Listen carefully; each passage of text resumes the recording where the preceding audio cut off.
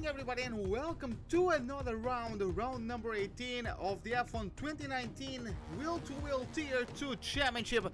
As today we are taken to Mexico City and to the Autódromo Hermanos Rodriguez, quite an historic circuit as well, of course not in this exact layout. It was used back in the day. Nonetheless, it's 17 corners and 4.3 kilometer lap extension are sure to pose a great challenge to the drivers with each very technical second and third sectors and the very fast, very long straights through the first sector, promoting some overtaking as there are also the DRS zones. In terms of the tires, Pirelli is allowing us to use the C4s as the softs, the C3s on mediums, and the C2s marked in white as the hard compounds available. Moving to the standings, it is Colored Lonely with 295 points, leading the championship with a 117 point lead over Amateur Gamer as Lasher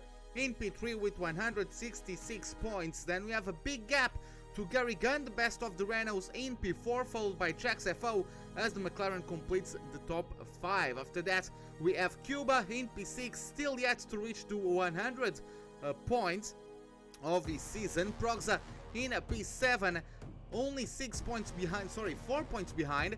Who is 6 points behind is Delta.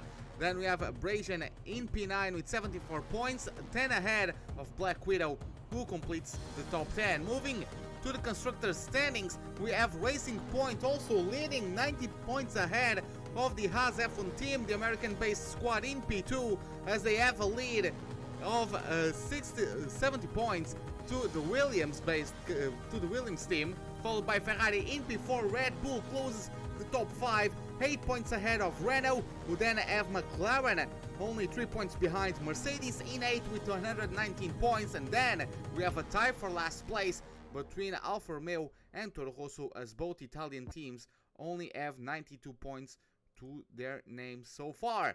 So with that, we can get started with our qualifying session for the Mexico Grand Prix. Let's get ourselves started with the data and the tires fitted for everyone. You can see some cars are already out on track, as we have Jax FO on the hards, and I believe he's going to be the first driver to start a lap. Looks like so. Sepik Squirrel is actually going to be the first one. They're going to go on board with Jax FO to take a lap of this Autódromo Hermanos Rodriguez. Very long approach to this turn one. You need to be very patient before going hard on the brakes. About 100 meters away from turn one, spotting the apex nicely there. The McLaren driver not getting through the chicane, maybe a bit slower than he should have. Nonetheless, the car gets cleanly out of turn number 3. Another long straight, another 100 meters away braking zone for turns 4 and 5, as he didn't quite get the proper line through there. Got a bit wide through turn 4, also wide coming out of these, what is effectively a double apex right-hander of turn 6. Gets now through the left-hander of turn 7 and 8, coming up through the S's of turn 9, 10 and 11, and is getting himself up through the gears, about to finish sector number 2. Let's see how it goes for him as he now approaches the stadium section. Always very fun atmosphere through the public. Of course, not the most favorite of places for the drivers to drive on. Sepik Squirrel is the first to cross the line with a 116.3. Let's see what Jax FO does. He's going to come to the line P2 with a 117.8. Colored Lonely, I believe, is going to be the next one. Now it's Proxa with new fastest lap 16.2. Let's see what the number 19 does. Going to get himself through the line. New pole position. Look at that, 1600ths of a second separating both of them. Stefan Weil gets P4 on those mediums. 117.1, not a bad lap as well. Delta is about to start this lap. Cuba is still in sector 2. We have Gozieg also in sector 2. Tabi going wide, but he's on his outlap, just allowing his rivals to get past him. I do believe we have someone close to the end of the lap. Not sure that is. Is it Cuba? Yeah, it's Cuba. Cuba is already in the third sector. Let's see what he does. He does have looks like a Williams, or maybe a Mercedes in front of him. Yeah, it is a Mercedes. Couldn't quite tell who that was. That was Radek, I believe. Kuba is going to abort his lap, coming to the pits. Let's see how it goes as we have Delta on a flying lap of his own. I do believe there are other drivers closer to the finishing line, so one of them is Gozieg. Let's see what he does as he comes out of this last corner. Gets himself through the line, P6, so very slow lap from him. Something very wrong happened to him through that lap. Let's take a look at Lasher, who's also going very slowly. Is he aborting his lap? He's actually not, but he's not getting any run at all to start that lap. And he's also on 0 ERS, so something very weird is going on. Delta, the German, is coming through the line with his Ferrari, and he gets a 118.0. He aborted that lap. He went on the brakes very late on the lap. Vocalized, gets himself P4 for the time being. We also had Robbie Newell complete his lap in 9th place with a 118.6. Next one is going to be Radek, who just started sector number 3. Razorblade has also in the meantime completed a lap which got invalidated. Let's see how it goes for the Czech driver of the Mercedes that we have on your monitors right now, coming himself through the last corner, pulling up through the gears, crossing over the line, P10 for the time being. Cuba is back on an out lap. Razorblade and Tabby are going on laps of their own. Tabby just started his flying lap. Razorblade is definitely going to be the next one to get his lap done. Lasher, though, was also on a flying lap, so let's see how it goes for him. I believe Gozieg just improved, yes, a 117.3 on his second attempt on the soft tires. Lasher is finally going to start a flying lap now on those hards. Let's see how it goes for him. Razorblade is coming through as well. He's going to get himself through the line. Pole position! Provisory pole for Razorblade with the 115.9. Very good lap from him indeed. Now Tabby is going to try to answer. Well, let's see what he can do. Is now currently getting through the last corner of this Mexican layout. A bit deep there, braking a bit too late. The number 66 nonetheless getting through the line. P2 for Tabby. Great lap from him as well. Gets himself a 116.1. So around 2/10 separating the top 3. About 3/10 separating the top 4. So very nice stuff to see indeed so far. So while we wait for other drivers to get started with their flying laps, I believe Cuba has started it, but it was just now. I'm going to put the game on pause, but it's just for a moment because I do need to do a thing real quick. I apologize, but I'm going to try to do this one as quickly as I can. So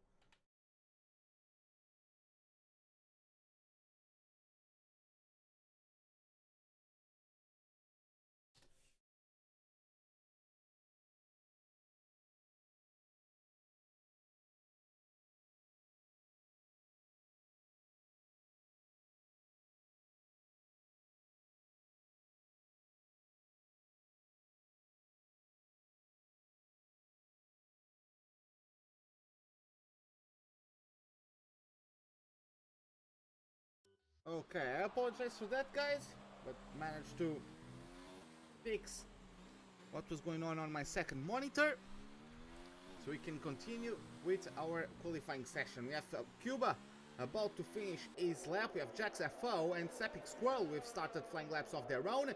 Cuba gets himself to the top of the table with a 115.8. So great lap from him to bring his Mercedes to the top.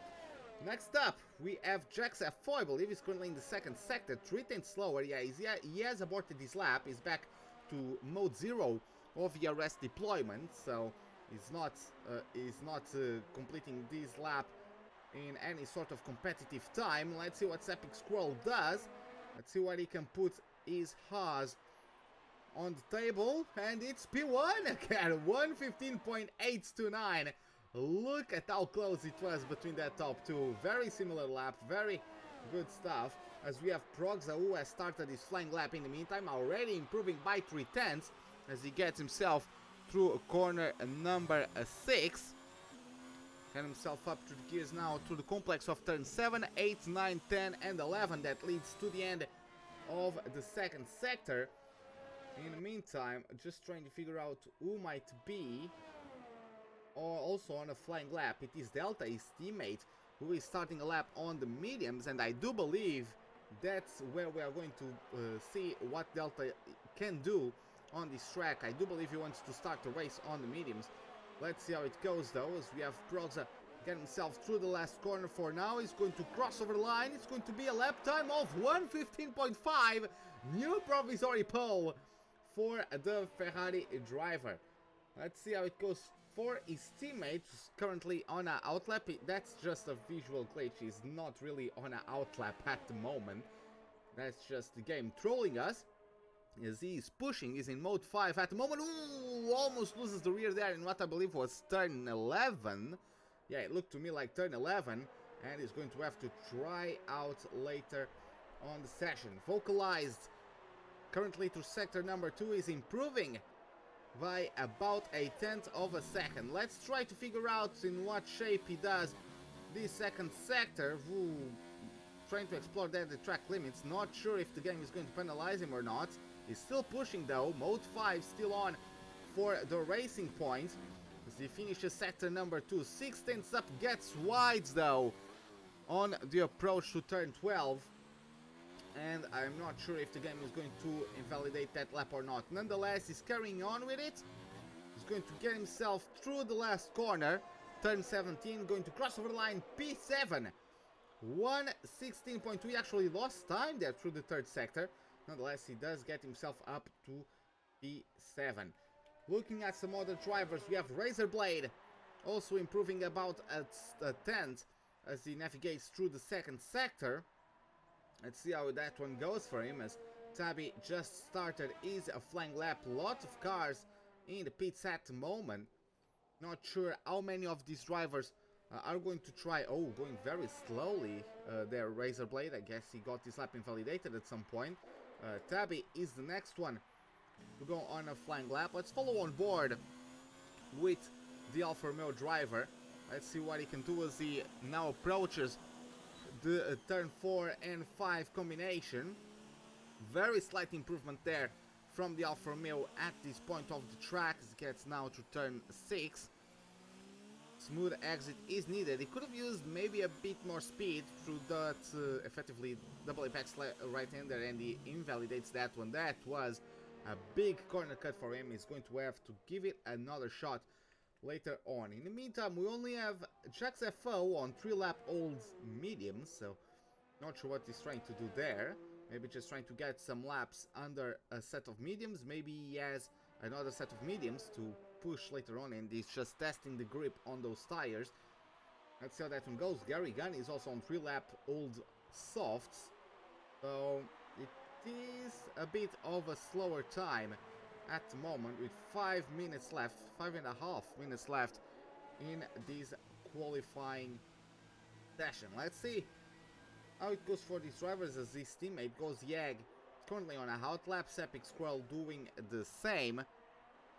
Sepik Squirrel, who has gone on a bad run of like 3 DNFs in the last 3 races for the Haas driver. Hopefully he can get back to a good performance. Let's see how it goes. Going to start is a lap. We also have Razorblade, I believe, on pole.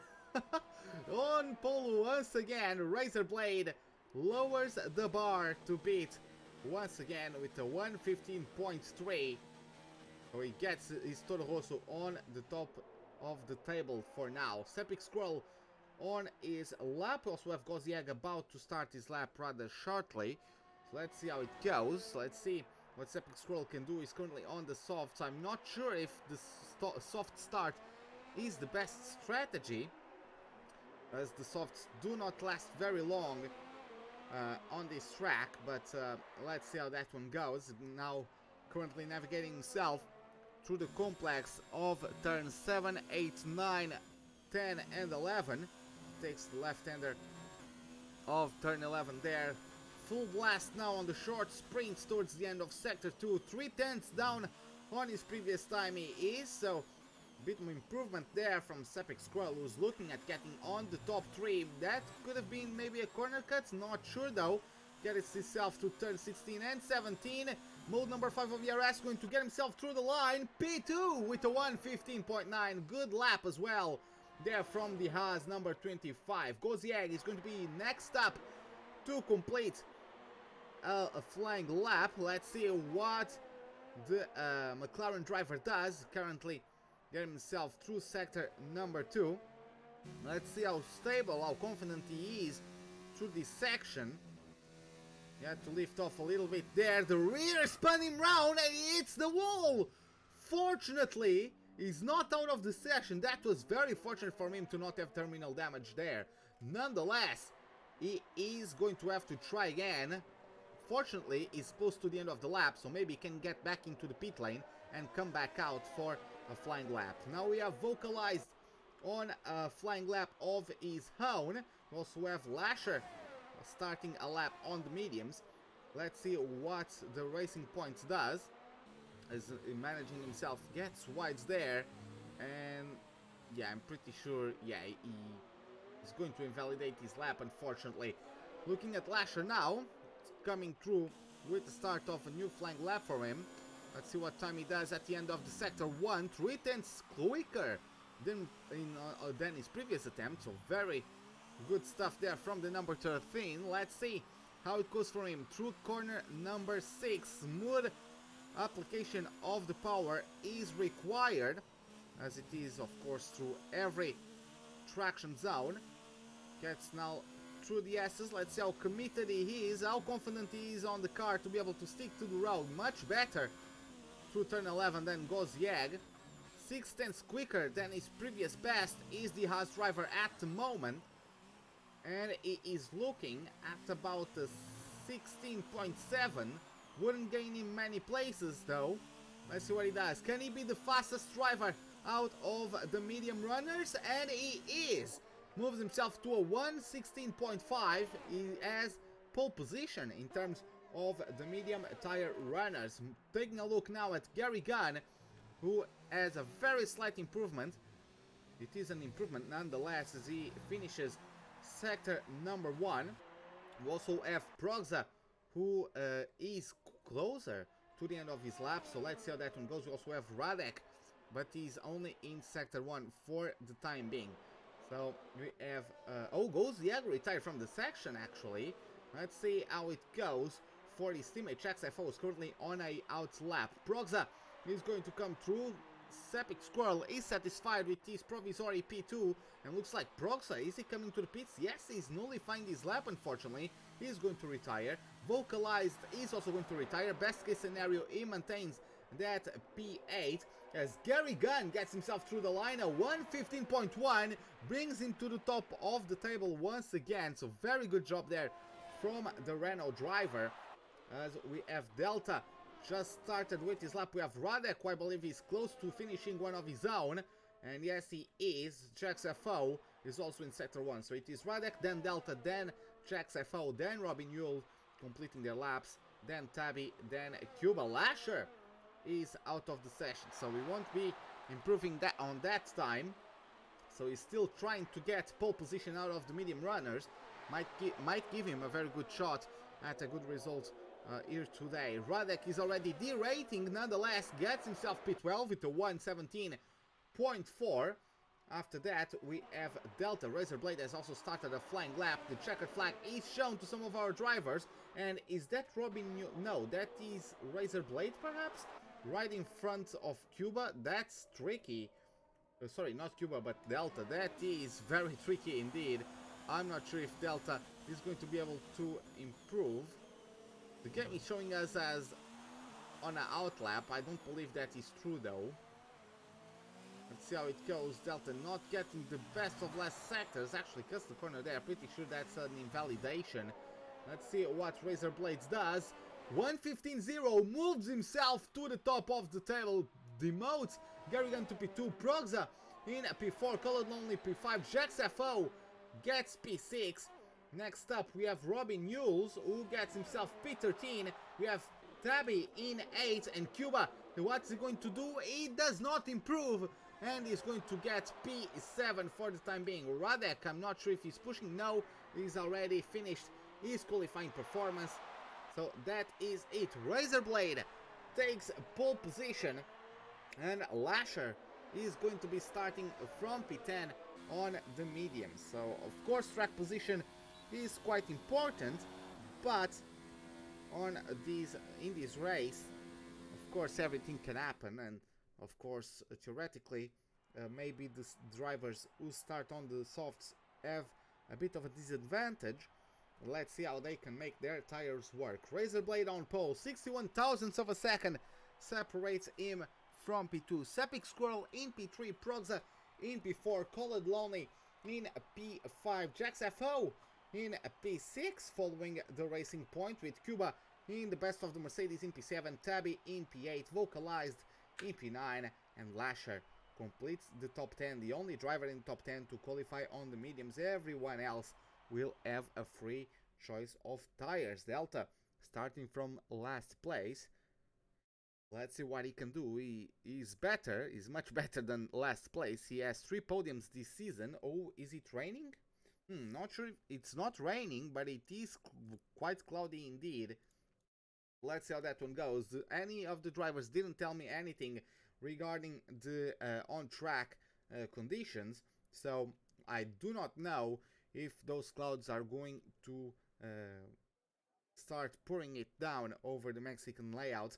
All we know is that some drivers did opt for the medium tire start, so either they didn't notice that it was going to rain, or it's actually not going to rain, or it's going to rain at a later stage, and they are just hoping to be able to go into the intermediate stint without pitting for a second set of the dry compound. So we get ourselves underway with the formation lap, and we do have our 15 drivers. Just trying to take a look at the tires, and as you can see, everyone out of the top 10 apart from Goziag is on softs. So Steph Farrell, Robin Yule, Radek and Delta are starting on brand new mediums. Lasher is starting on mediums that have at least one flying lap in them, so that might be a slight difference as well, especially if Lasher does not get a very good start. Razorblade on pole, as you guys see on your screens. Razorblade, who I'm trying to figure, yeah, he got P4 on his debut at Japan. Vocalized got P6 on his debut, so very good performances from those two. Let's see what they can do today. We also had Jax FO, who unfortunately didn't show up for Japan, but he won the 2 previous races, so maybe he can be also a contender to the win here at the Autódromo Hermanos Rodriguez. And of course, you can never count out Amateur Gamer, who unfortunately had the DNF, sorry, not Amateur Gamer, but Colored Lonely, who won at Suzuka. So look out for him to try to make it the second race in a row, second race win in a row. He who has already, counting with Japan, he has 1, 2, 3, 4, 5, 6 race wins under his belt, so you can never count him out of any Grand Prix. The drivers starting to line themselves up accordingly to their performances through qualifying once again. Getting to the very long start-finish straight. Some say that it's actually beneficial to start from the second and third rows on this track, as there you have it. 1, 2, 3, 4, 5 red lights. Lights out, and away we go for the Mexican Grand Prix. Colored Lonely not getting the greatest start.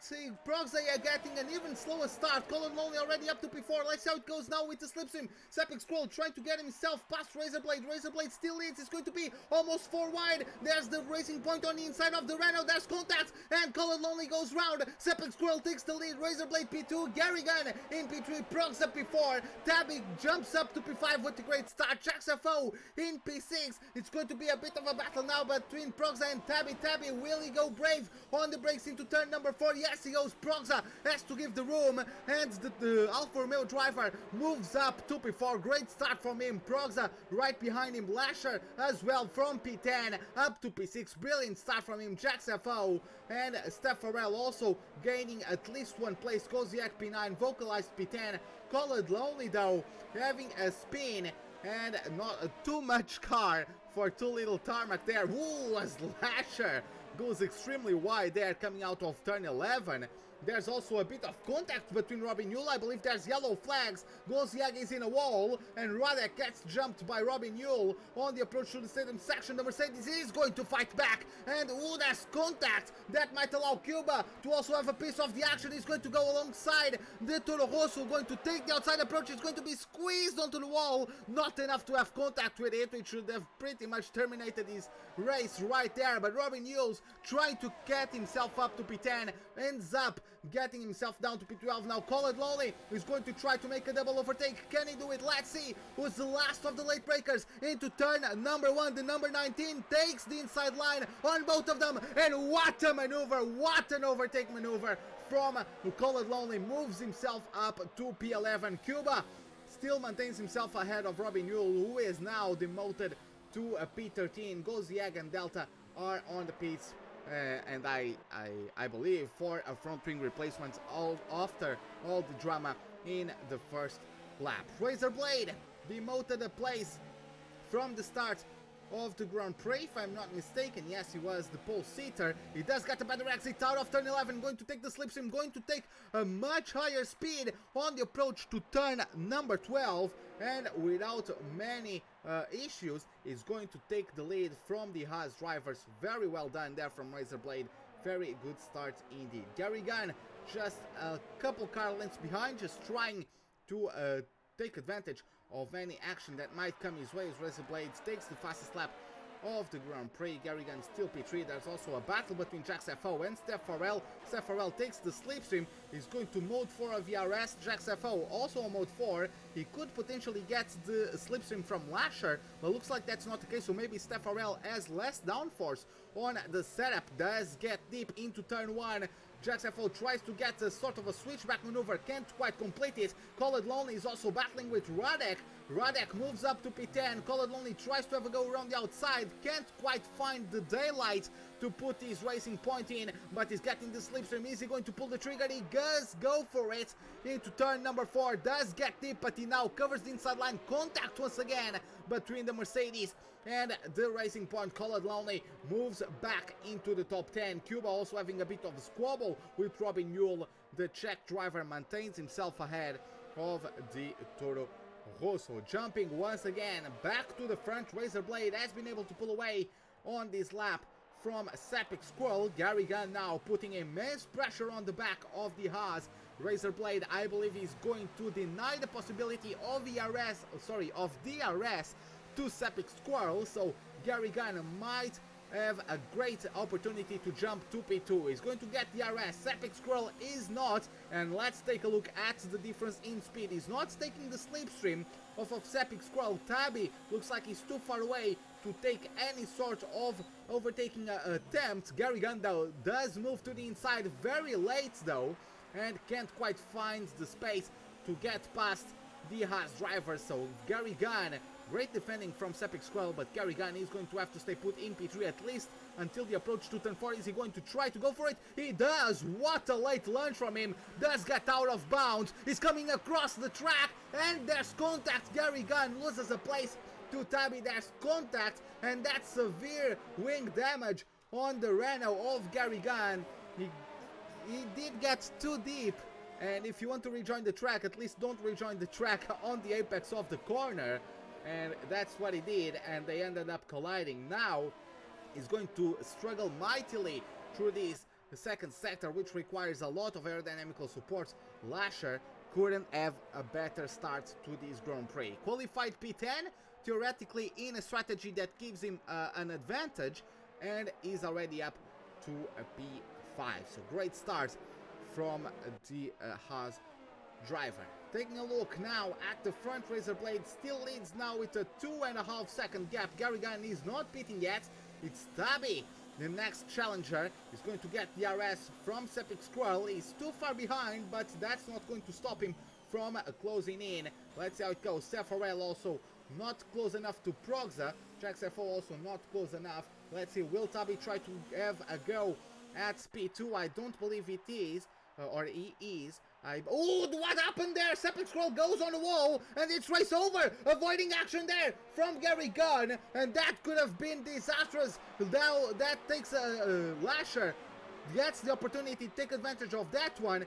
Can't quite get past, but I have no idea what happened there to Septic Scroll. Maybe he's real disconnected, maybe just touched the grass and the car just had none of it. I'm not sure what happened there, but quite a disastrous incident there from Septic Scroll. Outright terminal damage. That does benefit his teammate quite a lot, moving himself up to P4. Oh, was there JaxFO having a move on Steph Farrell? A bit of a squeeze on the Alfa Romeo. Does take the inside of turn 12. He's going to have to go for the outside of turn 13. Nonetheless, he does have better traction from his softs compared to the mediums on the Alfa Romeo, and he does make himself move up to a 6th place, even though Steph Farrell might retaliate now. Let's see how it goes. It's going to be a drag race now all the way down to turn 1. Steph Farrell is already gone past the McLaren. There's a bit of a bump there. We have Lasher also hunting down Gary Gunn. He's going on the inside. He's going to force Gary Gunn to give space. Not quite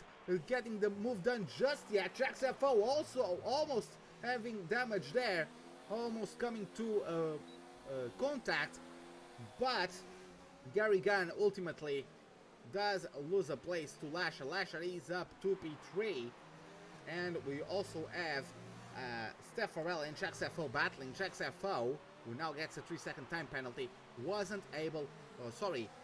overtaken by Steph Farrell. He tried his best, but of course Steph Farrell just had the DRS. That's not something to contest easily with us. There is rain! It is raining down here at the Autódromo Hermanos Rodriguez. Ladies and gentlemen, it is starting to rain, even though Lasher has gotten a great start and is up to P5.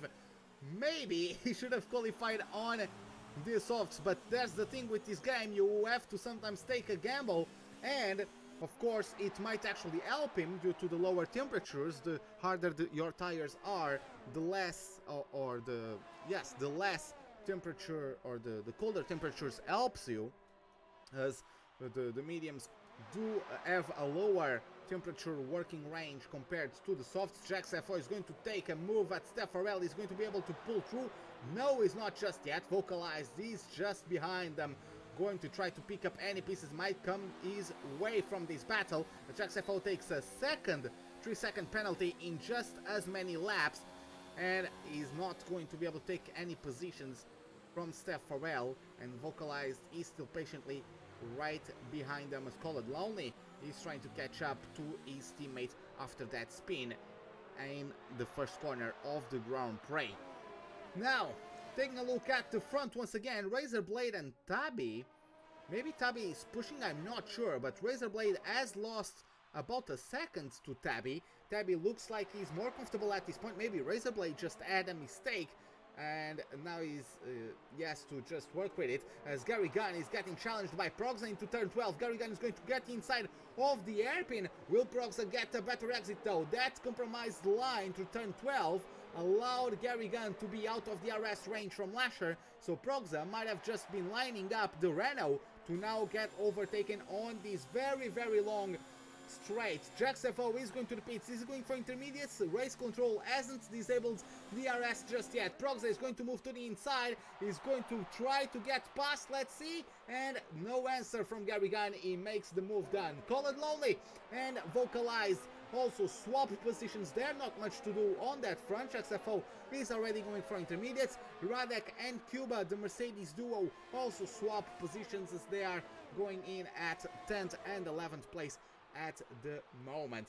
Jumping back to the front, Tabby has been gaining a lot of time on Razorblade. Maybe Razorblade is just outright not comfortable in the rain at all, and Tabby is all over the back of that Toro Rosso. We are suddenly going to switch onto intermediate soon.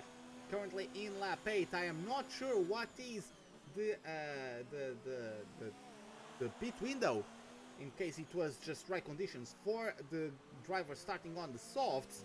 I'm not exactly sure, but I do believe these tires might be right on the verge of not being effective anymore. 8 laps does seem to me like a long time on the softs. Let's see how it goes. He's going to get the DRS. He's 8/10 away. Doesn't look like too much as Gary Gunn and Proxa go into the pits. Intermediates, maybe? Yes, intermediates for Gary Gunn. Also, and Proxa. Gary Gunn is also going to replace his front wing. No? No, actually he didn't replace his front wing, which surprises me. That was probably a mistake. But no front wing change. And Steph Farrell. Oh, Jax FO has left the session. He has retired. And I'm not sure what happened to him.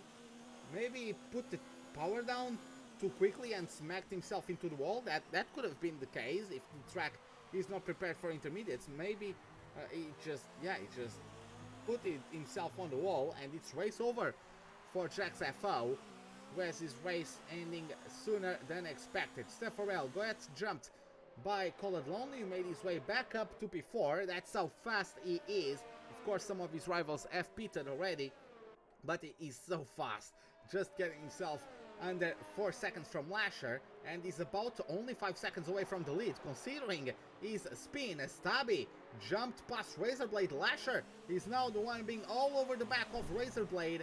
I didn't catch where Tabby overtook Razorblade. Nonetheless, there was a swap for the lead of the Grand Prix. Lasher now is going to be the one with the DRS. Is going to be the one with the slipstream. Mode 4 of DRS as well. Razorblade is trying to use mode 5 actually. Some do prefer mode 4 due to the higher top speeds that the mode 4 gives you as compared to the mode 5.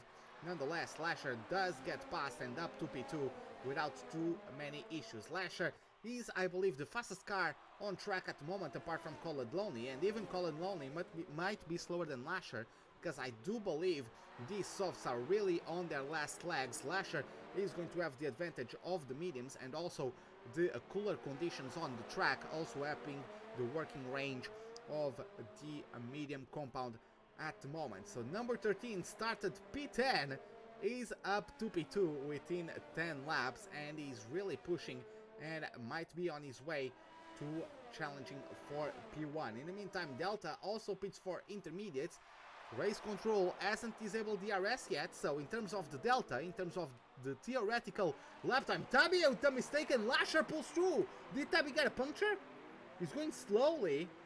Not that slow though. Okay, so everything is alright. Maybe just got too deep into the corner or had a whiplash from the rear end as he tried to put the traction down coming out of turn number 12. He's going to get DRS, but he's going to be very far away from Lasher. I don't expect him to overtake into turn 1, but potentially an overtake might be had. Ooh, that's the dirty air for you, and also the added speed from DRS. If you are having DRS and slipstream, you need to take that into account for the braking zone. You need to brake slightly earlier, especially in the conditions like this where the track is getting very, very slippery and the drivers are still on dry weather tires. So getting a bit caught out there, Tabby didn't allow himself to be as close to Lasher as he could have been had he not made that mistake.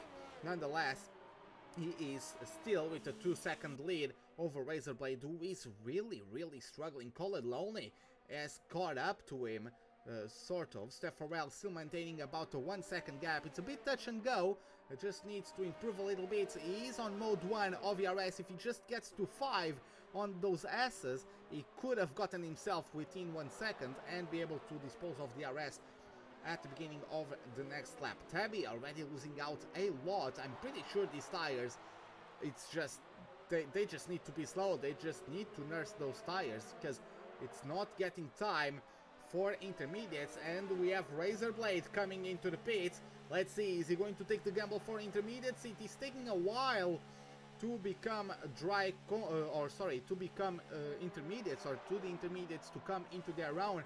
As you can see, Delta, Garrigan and Proxa are all at the back of the field.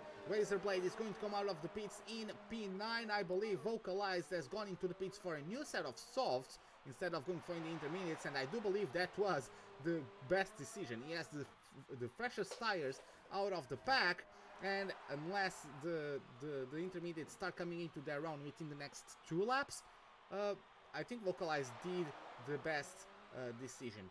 So we have yellow flags in sector 3, not sure who they are for. Maybe Proxel is going quite slowly. Gary Gunn is trying his best to keep competitive pace on those intermediates, 7 seconds away from Gozziag, who's on his 10th lap on the softs. Colored Lonely and Tavi and Cuba as well on their 11th lap of the softs. Lasher continues pulling away with the lead. Colored Lonely and Staffarel are much closer this time around. This is where the mediums and the softs start getting their differences quite well noticed, as Staffarel is very close to Colored Lonely. They are both struggling with the traction coming out of the corner. Tabby is coming to the pits. Staffarel, let's take a look. Is he going to get close enough? I don't expect him to be close enough by turn 1, maybe by turn 4. Tabby for another set of softs, so going on the same strategy as Vocalized. He's going to come out of the pits in, I expect, P6, as Cuba gets himself into the pits. So yeah, P6 for Tabby for the time being. Staffarel, 7 tenths away from Colored Lonely. Not enough. Delta goes wide there. Yellow flags in sector 2 as he lets his rivals lap him. So the Ferrari is having a disastrous choice of strategy for this Grand Prix. Colored Lonely is trying his best to nurse home those 12-lap-old softs. Let's see how it goes. Razorblade, 10 seconds of time penalty, maybe locked up somewhere. Oh, big mistake. Vocalize just zooms past. Progza has retired from the session. Delta is going to claim a P12 from his teammate. So yeah, disastrous race weekend from the Ferraris today. So Staffarel at least is maintaining pace with Colored Lonely. I do believe Staffarel is not as quick of a driver as the Serbian, but the Racing Point does have that hindrance of the state of his tires. Tabby gets past Radek, but Radek is coming right back at him. Maybe a snap of oversteer coming out of turn 11 from Tabby. Let's not forget, despite his tires being brand new for the Alfa Romeo, we must not forget that these are still very tricky conditions. The rain is still coming down. Radek going incredibly slow there. I'm not sure if there was lag. I'm not sure what happened. Razorblade gets past Vocalized, as Vocalized gets himself a drop, maybe a mistake there, allowing Razorblade to come through. The intermediates might be getting a bit better pace as time goes on.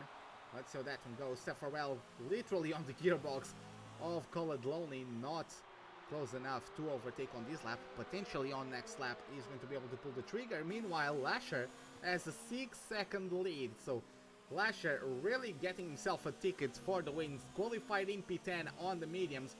By the end of the first lap he was already in about P5 and is now leading the Grand Prix. So great race from Lasher. Very well done from him. Vocalized is catching up to Razorblade once again. So I do believe the dry tires are still the best. I didn't see any messages from race control disabling DRS. So it is still the dry compounds that are ruling the show at the moment. Colored Lonely finally comes into the pits, and it does speed into the pit lane. So very unfortunate stuff from Colored Lonely. Might have really taken a big knock on his opportunity to take the win. We have the Racing Points and Alfa Romeo teams on the pits. Intermediates for Colored Lonely and for Staffarel. So they are both on intermediates. Let's see how it goes. Tabby gets himself in the pits as well. Yes, it become time for intermediates. He's in the pits. He had brand new tires. So I imagine it is a double, not really double stacking, but he might get a bit of a slower pit stop though. But yes, it is intermediates for him. We have Vocalized right behind Razorblade. Vocalized is in the pits. I do believe the game has told the drivers to pit for intermediates. Gozziag is coming into the pits as well. So with this, Razorblade gained an entire pit stop on Tabby, despite losing that initial time by pitting too early for the intermediates. Those are still very tricky though. Radek gets jumped by Staffarel. Garrigan gets a 3-second time penalty, unfortunately. Radek is going to try to retaliate, going to go for the switchback, has to drop down to first gear. That's how slow those two were getting through there. Lasher with a 3-second time penalty. He does have a 19-second lead over Robin Hull. Of course, he still has to pit. So let's see how it goes. Colored Lonely does have a 5-second penalty, but DRS is disabled, so Steph Farrell won't be able to be on the same pace. In fact, Steph Farrell looks like he has made a mistake and is already 3.5 seconds behind the Serbian driver of the Racing Point. So let's see how it goes now, as Call It Lonely did undercut Lasher, and Lasher now might be coming under pressure from Call It Lonely in the next few laps. I do regard Call It Lonely as a quicker driver than Lasher.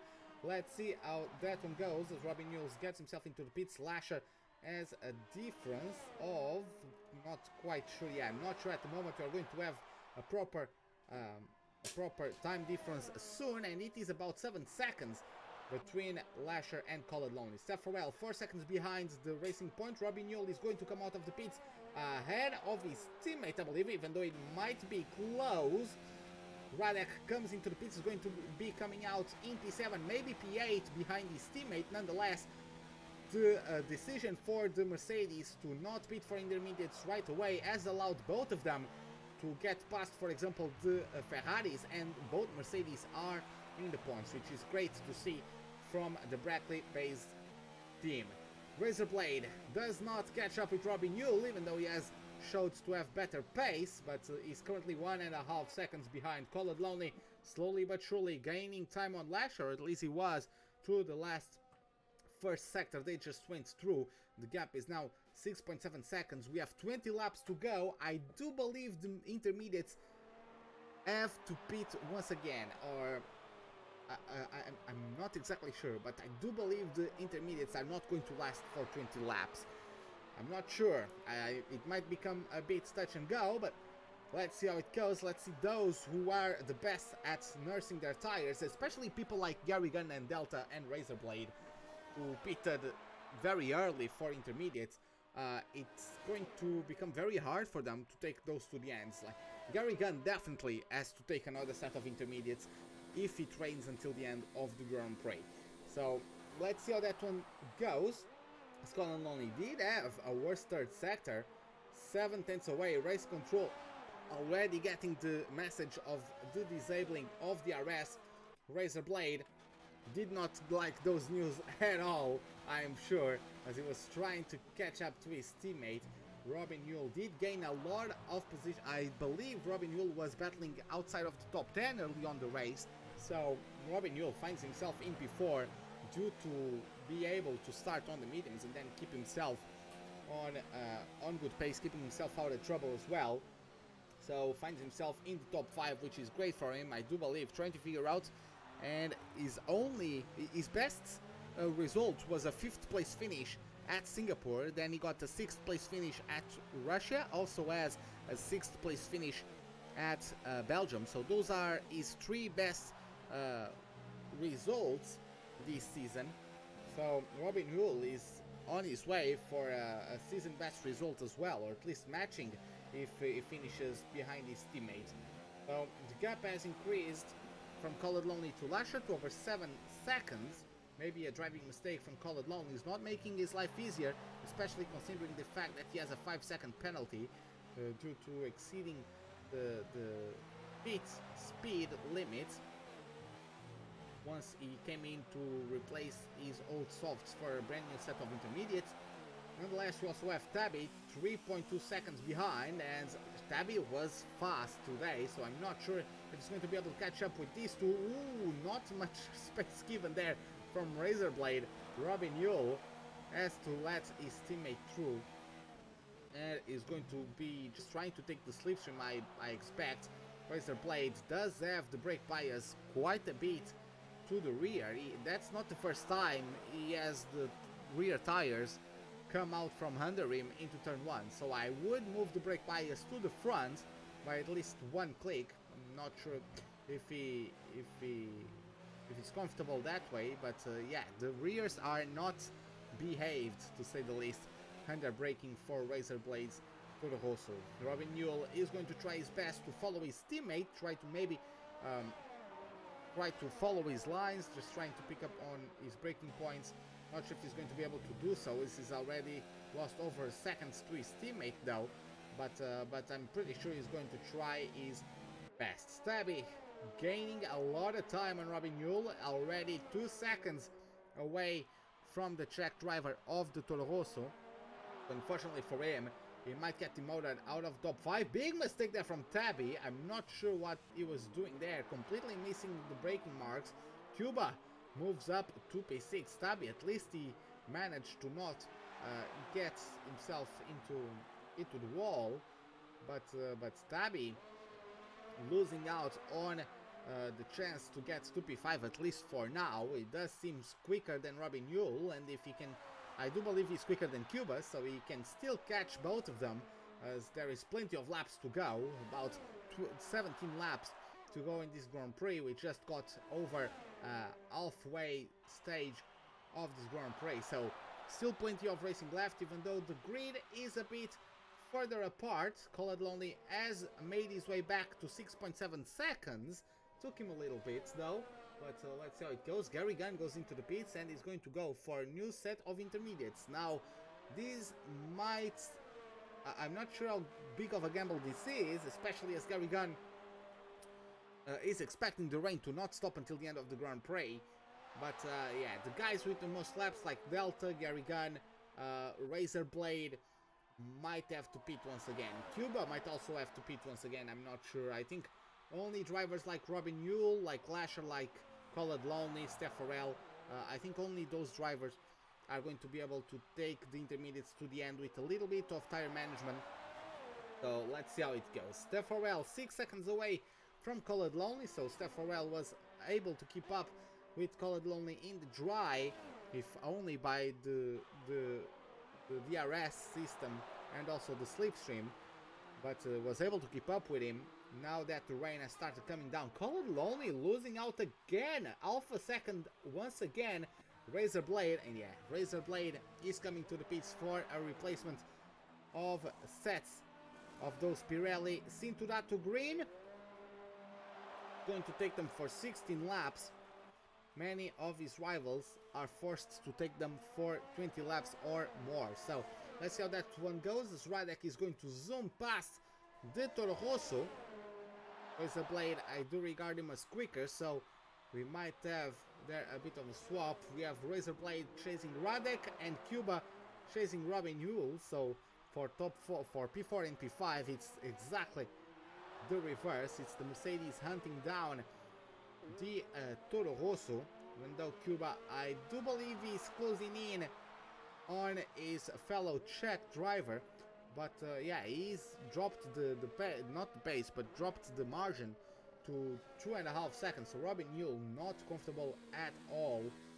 But it looks like, especially in this new sector, already 20 seconds is the gap between Robin Yule to Steph Farrell. So Call It Lonely is quicker than Steph Farrell, but he keeps on doing mistakes, so he keeps on losing time to Lasher. Call It Lonely, who it could have been in a much better position had he not had that contact into turn 1, but unfortunately it was about 4 wide there, and Call It Lonely just got contact and spun into the first corner at the beginning of the Grand Prix, has made his way from last up to P2, but then got a 5-second penalty, and Lasher has been able to keep himself very smooth, very clean driving, while Call It Lonely keeps on losing time. He has lost a second on the previous 2 laps, really not making his job any easier. Cuba all over the back of Robin Yule, Razorblade all over the back of Radek. Not sure if he's going to be close enough for an overtaking attempt. Cuba into these more technical section, going to be very close to Robin Yule, not able to pull through just yet. Razorblade is going to take the slipstream on Radek, mode 1 of VRS.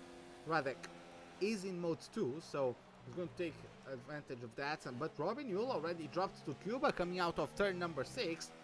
I wasn't expecting, I knew he was losing time, I wasn't expecting him to drop out that quickly to Cuba, but Cuba made his way up to P4, a bit like Lasher. He has started, going to try to figure out the position changes. Yeah, Cuba started out in the top 10, but got a bad start, got out of the top 10 for a long time, and now he's back up to P4, so good performance from Cuba to recover.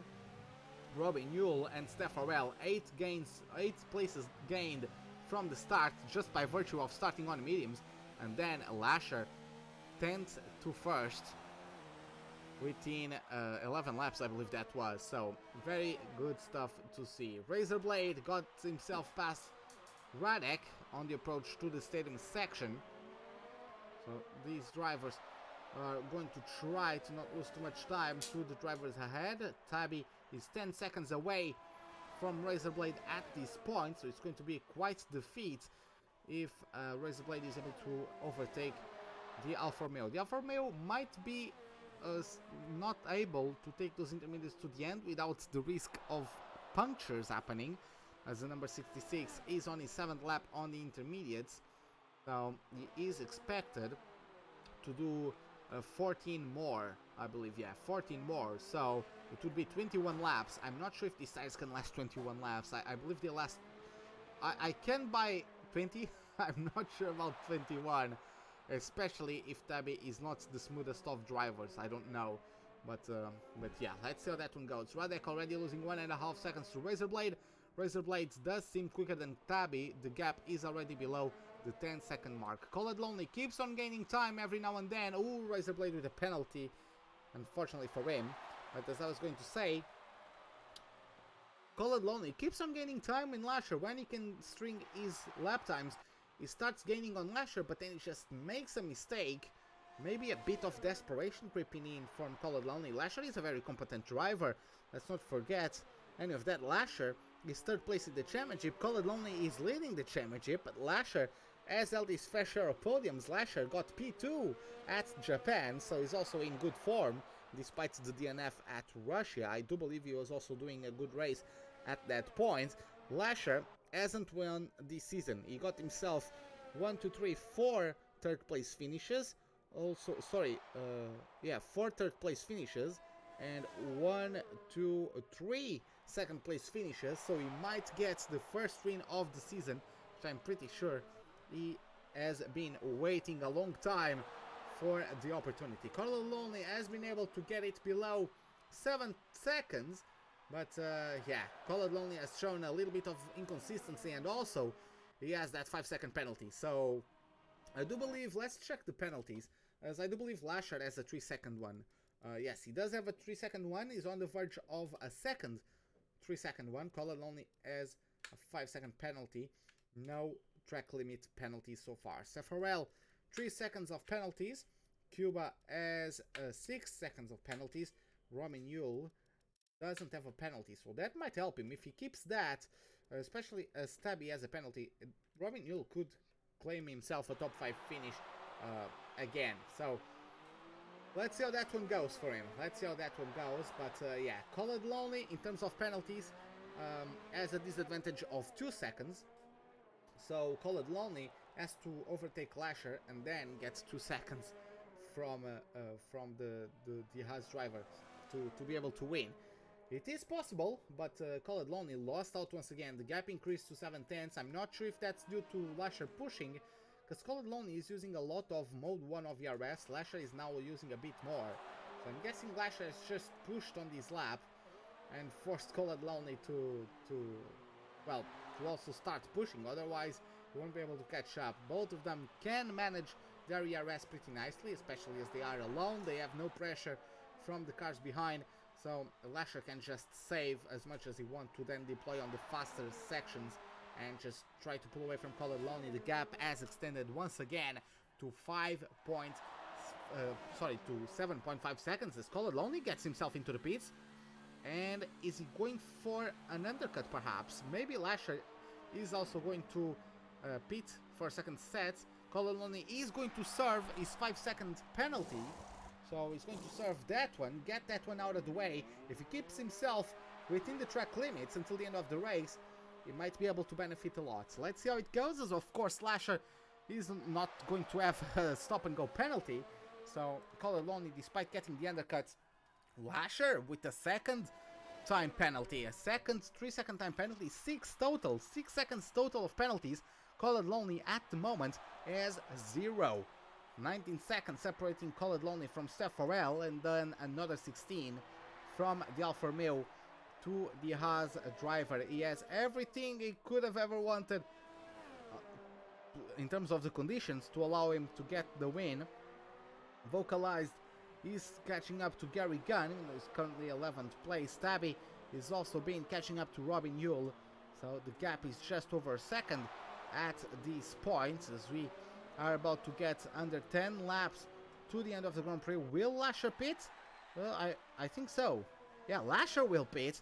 He was coming up to traffic, so he decided it was just not worth it, really. And he is going to pit for a second set of intermediates. Not sure if Steph Farrell has to do the same. I do believe so, especially as Steph Farrell pitted at the same time as Call It Lonely and Lasher, I believe. So I do believe Steph Farrell will have to pit at some point. But he does not at the moment, as he inherits the lead of the Grand Prix. 2.8 seconds is the gap, more like, yeah, 3.5, 3.8. 4 seconds, basically, the gap between Lasher and Steph Farrell, who still has to pit. Call It Lonely, 17 seconds away from Lasher, 14 seconds away, 13 and a half. He's gaining. I'm not sure when the Delta will update. It looks like it's 13 flat, the difference. As Cuba goes into the pits, Robin Yules moves up a place. Tabby and Robin Yule, I believe, have to pit as well. So Cuba moves down to P7, maybe even P8, as he's going to come out of the pits. Let's take a look. Radek is coming through. He's coming in fast. Let's see, is he going to catch up to his teammate? I do believe so. And yes, he does, as Cuba was just coming out of the pit lane. Radek, his teammate, is right ahead of him. I do believe Radek has to pit. Razorblade potentially does not have to pit anymore.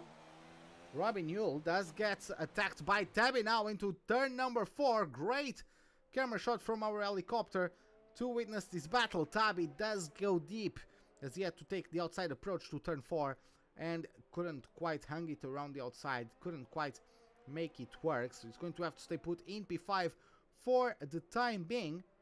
And you can see how much more confident is Tabby in the second sector compared to Robin Yule. So let's see how that one goes. Tabby actually loses out in the second sector. Maybe that's due to the dirty air effect, but Tabby has been faster than the Toro Rosso in previous lap. Tabby also has ERS advantage, so that one is also on his side until the end of the race, I predict. So let's see how that one goes. Tabby, let's go on board with him as getting himself once again another opportunity to overtake Robin Yule. Is lining himself up. DRS is not available, of course, but mode 4 of ERS is, and the slipstream as well. That's going to allow him to close very well the gap to Robin Yule. And let's see, is he going to put the pressure on the Toro Rosso, having a bit of counter steering there, of counter steering motion there, Robin Yule, to keep the car pointing in the correct direction.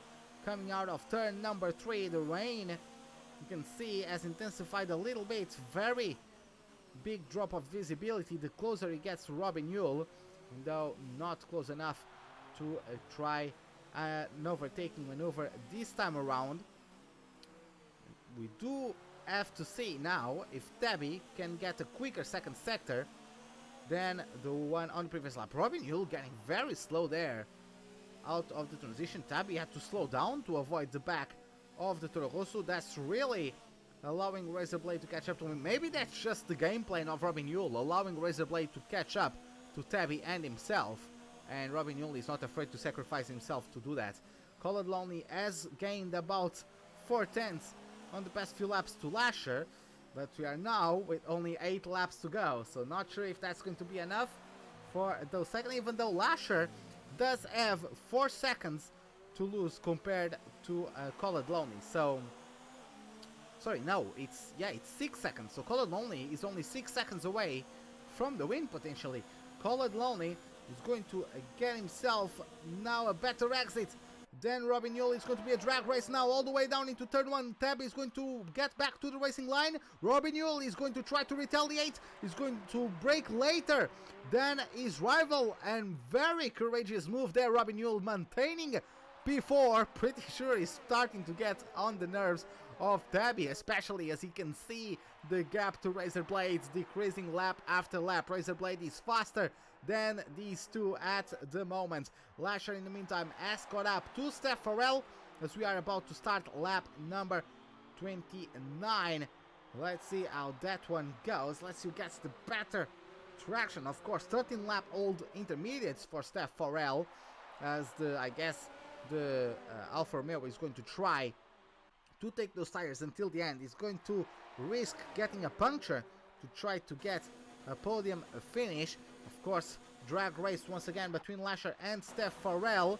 Lasher does get inside approach into turn number 1. Steph Farrell brakes slightly earlier, but Lasher does brake late enough to still make the apex of turn 1 and doesn't give a chance to Steph Farrell. P1 is back under control of the Haas driver. Colored Lonely, though, has been able to gain a bit of time while Lasher was held up by Steph Farrell, and that's really helping him.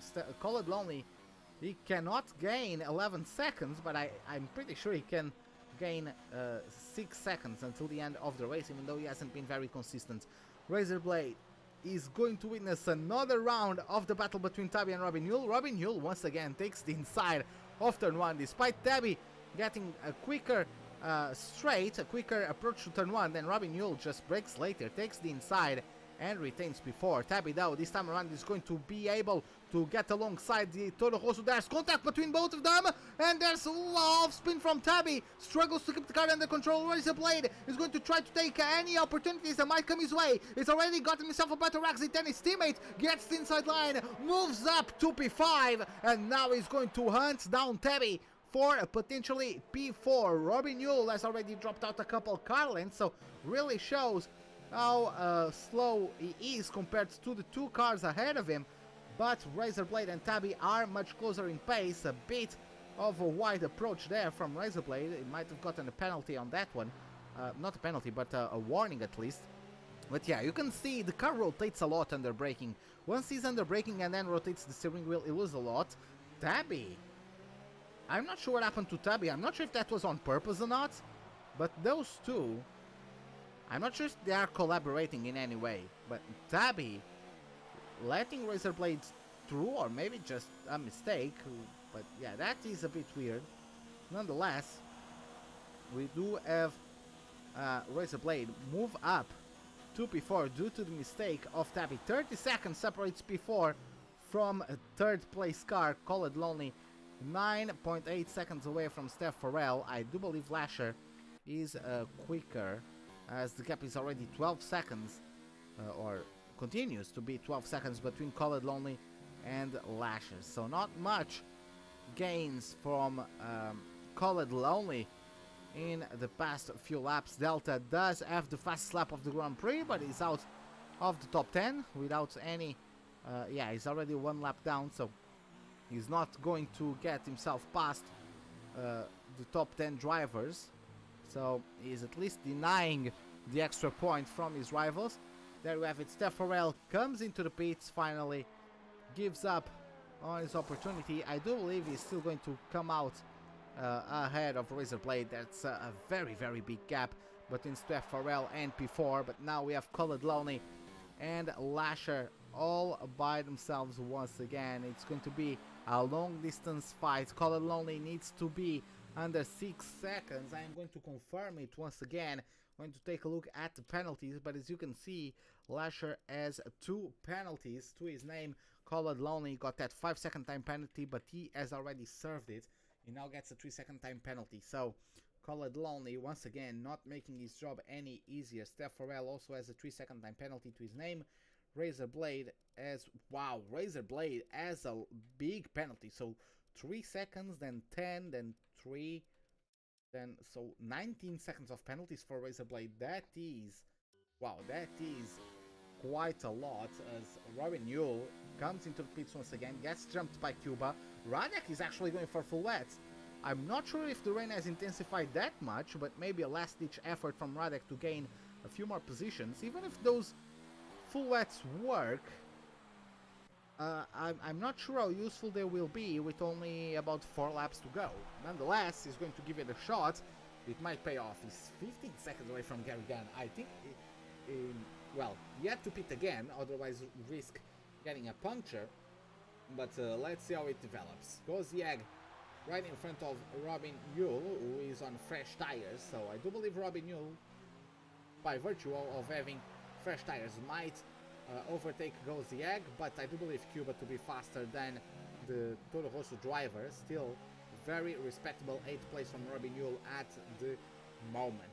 Razorblade already pulled 3.5 seconds on Tabby. Tabby, though, knows that Razorblade has almost 20 seconds of penalties, so that 5th place probably won't escape him, unfortunately for the Toro Rosso driver. Robin Yule's 5-second penalty for exceeding the track limits as he was trying to overtake Gozziag. He does get to move done though, but he did get a 5-second penalty, which might allow Gozziag to take 7th place at the end of the Grand Prix. So I'm not sure if that was the best option from the Toro Rosso driver to force that battle.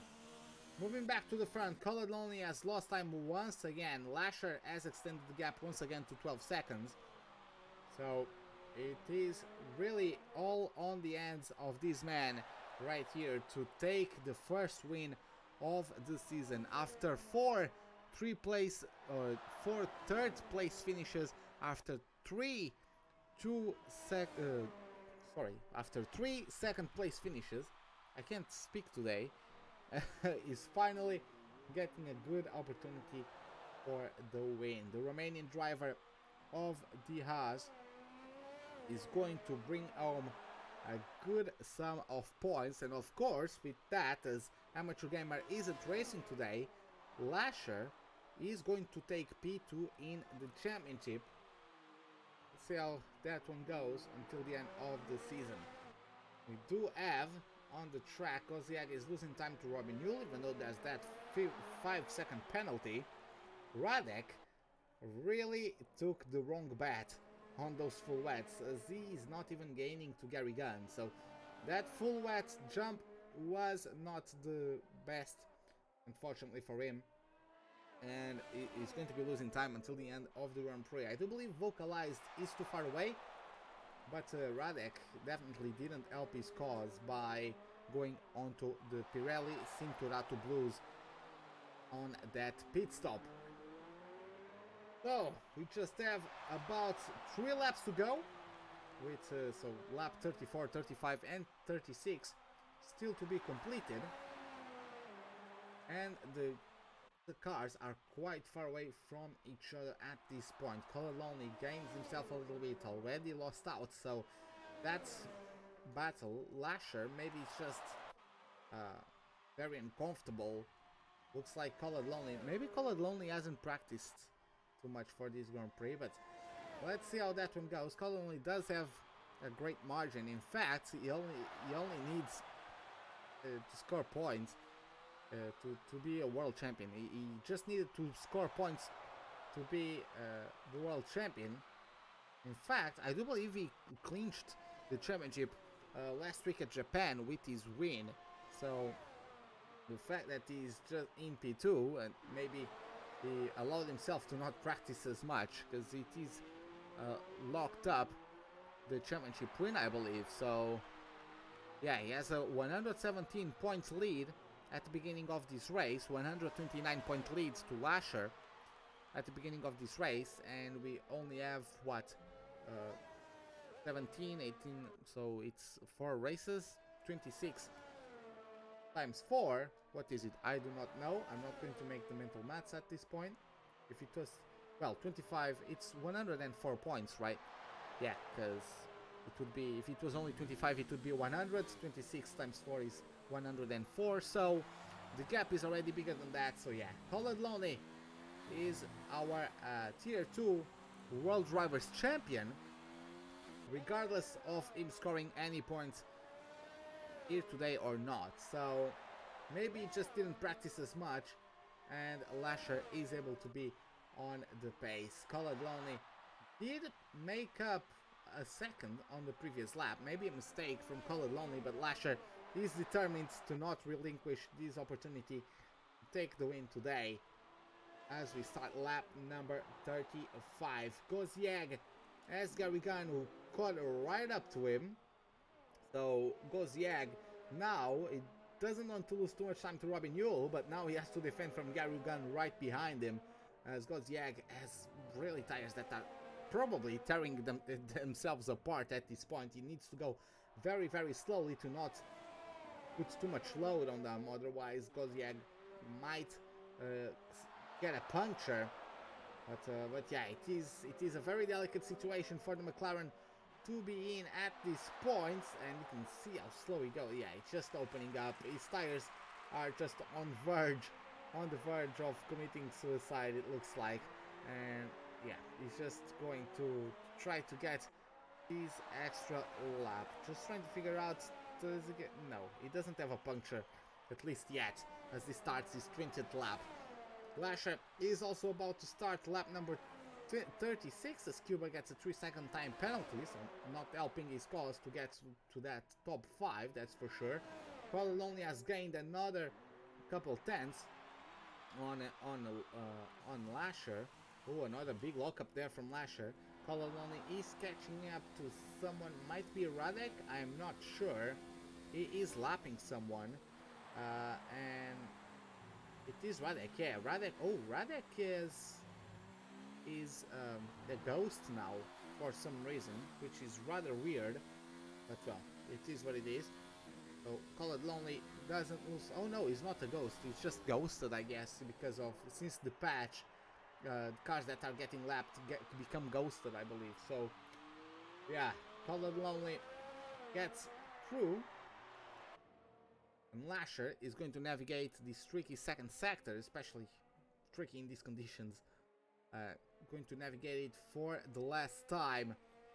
And the number 13 has had many times where he got close to it, but never could get on the top step of the podium. Nonetheless, what a way to get his first win.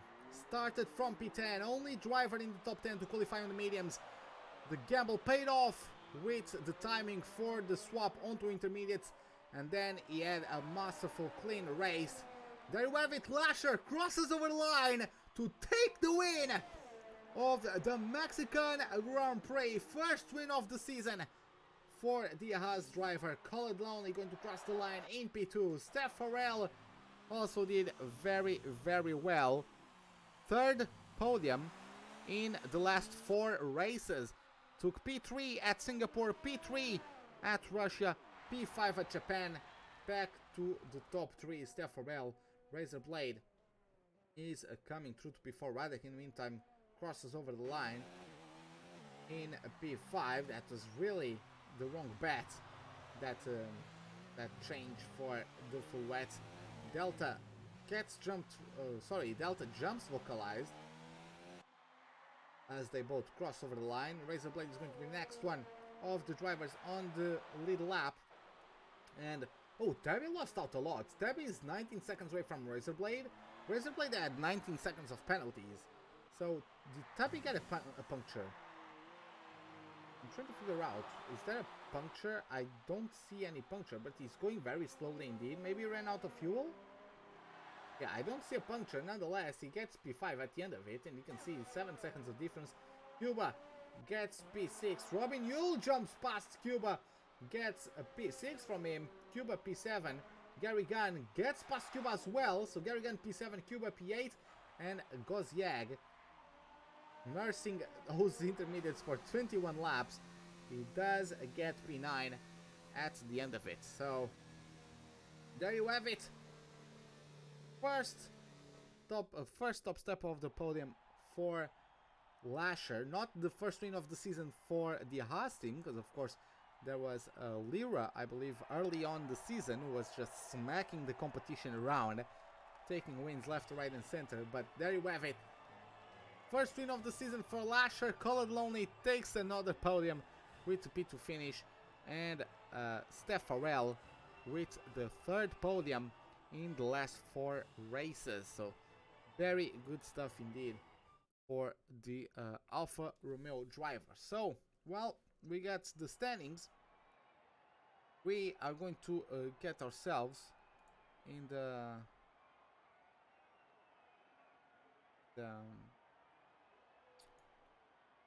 interviews. So I'm going to get to the voice call. I'm going to call Lasher, Call It Lonely and Steph Farrell. So Lasher, Hello, Red Lonely, and Steph.